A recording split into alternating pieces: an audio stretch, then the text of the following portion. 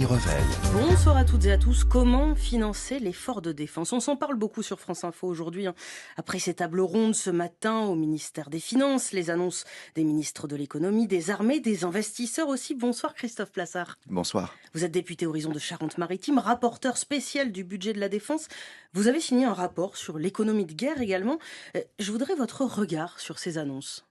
Alors c'est intéressant parce que le rapport a déjà 2 ans, c'était 2023, et ce qu'on avait souligné, c'est la difficulté pour les entreprises, ce qu'on appelle la BITD, base industrielle et technologique de défense, à se financer. Alors il y a 2 sujets, il y a les financements en fonds propres et les financements en crédit, et donc le fait de réunir les 2 écosystèmes qui parfois se parlent pas ou se parlent mal, était de toute façon investisseurs d'un côté, industriels de l'autre, était de toute façon un signe positif. Et notamment les PME, les entreprises de taille intermédiaire de ce secteur. C'est un secteur qui a la particularité d'avoir quelques grosses entreprises que l'on connaît, Dassault, Thales, etc., mais qui ont un chapelet, j'allais dire, de sous-traitants, et c'est plus de 4500 entreprises, donc c'est surtout des petites entreprises. Je voudrais qu'on parle de ce qui concerne les particuliers, vous et moi. Les Français vont pouvoir contribuer à ce financement via un nouveau fonds lancé par BPI-France. L'objectif, c'est collecter 450 millions d'euros.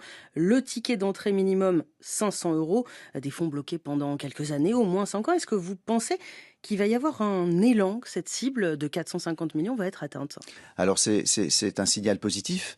500 euros, c'est à la fois peu et beaucoup. C'est peu par rapport à ce que sont les tickets d'entrée habituellement dans ce genre d'outils. Et donc c'est très bien d'avoir réussi à proposer un produit qui soit bien en dessous des seuils habituels, et ce qui va permettre, j'espère, une adhésion large.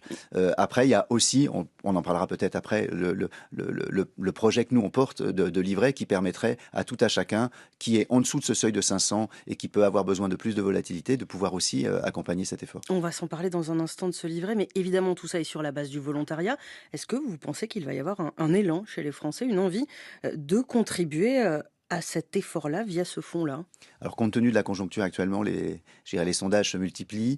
On sait de toute façon que l'armée en général a une cote, de confiance très élevée chez les Français, et que la volonté, en tout cas dans ce qui est exprimé aujourd'hui, d'investir, elle est relativement large. Un autre signal qu'évoquait Sébastien Lecornu ce matin, au ministère aujourd'hui, des gens appellent pour pouvoir intégrer les réserves citoyennes, ou des gens appellent pour savoir qu'est-ce qu'ils peuvent faire pour aider l'effort qu'on est en train de construire. Donc a priori, en tout cas, il y a une appétence pour la situation. Il y a des coups de fil au ministère des Armées. Vous aviez signé effectivement avec d'autres députés une tribune.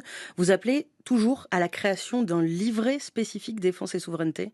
Tout à fait. Ce qui a été présenté ce matin, est un peu sur le haut du spectre au niveau des investisseurs institutionnels. Avec ce que vous avez évoqué, on descend avec un seuil d'accès plus bas, mais on continue de le penser, et on a eu le soutien ce matin, et c'est agréable du ministre de continuer nos travaux. On est 7 parlementaires à avoir signé, de tous bords politiques, des 2 chambres, Sénat et Assemblée nationale, à vouloir porter pour avoir quelque chose qui soit populaire, accessible, un peu sur le modèle du livret, toujours de façon volontaire. Il est hors de question de venir capter des fonds sans l'accord des Français, et d'aller chercher, je dirais, quelque chose de symbolique qui va même au-delà de l'investissement et au-delà de l'outil financier, mais qui est aussi une façon d'exprimer son patriotisme. On a demandé sur France Info à des Français ce qu'ils pensent de ce produit qui est créé via BPI-France. Il y a des pour, il y a des contre, et il y a ceux qui disent oui, mais si c'est transparent, je veux savoir où part cet argent.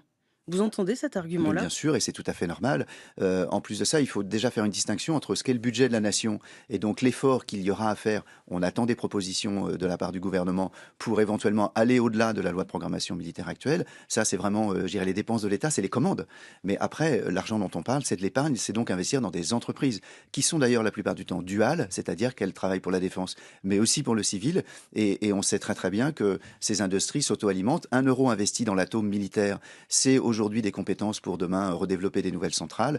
1 euro investi, 1 euro militaire investi dans l'intelligence artificielle aujourd'hui, c'est ce qui permettra de déployer les outils grand public demain. L'Internet que l'on utilise tous les jours aujourd'hui est au départ un outil militaire. Vous citiez Sébastien Lecornu, le ministre des Armées. Lui, ce matin, à Bercy, a dit « Produire des armes, ce n'est pas sale ». Il y a une vision qui est en train d'évoluer? Alors, il y a 2 choses. Il y a déjà le mot défense.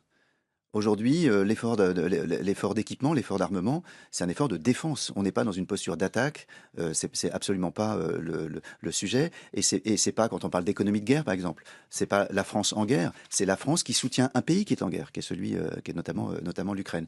Donc aujourd'hui, c'est pas, sale ou pas sale et puis l'industrie de la défense, ce n'est pas que les armes, c'est le satellite, c'est, la cybersécurité, c'est l'intelligence artificielle. Donc on a souvent tendance dans les médias, lorsqu'on fait un article, sur la défense de mettre une palette avec des bombes, mais le champ de l'industrie de la défense, il est bien plus large qu'uniquement les munitions, même La, si c'est un champ important. la Caisse des dépôts fait évoluer sa doctrine d'investissement pour intégrer plus facilement les entreprises de défense. Vous avez l'impression, sur ces questions-là, qu'il y a des lignes qui bougent?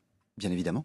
La conférence de ce matin en est une preuve. Les sommes annoncées, ce que va mettre la Caisse des dépôts ou même ce qu'a évoqué BPI a ce qu'on appelle un effet de levier, parce qu'on sait que dans la finance, lorsque l'on met 10, en tout cas dans ces industries-là, on a enfin un effet de levier de x7. Donc aujourd'hui, il a été estimé entre 2-3 milliards à peu près le besoin en fonds propres des entreprises. Et normalement, ce que met l'État, je dirais, pour montrer patte blanche, pour montrer la confiance qu'il a dans cette industrie, devrait pouvoir, par effet de levier, combler et assouvir le besoin en fonds propres des entreprises. On a parlé de plusieurs investisseurs. Quel rôle, selon vous, les banques ont-elles à jouer?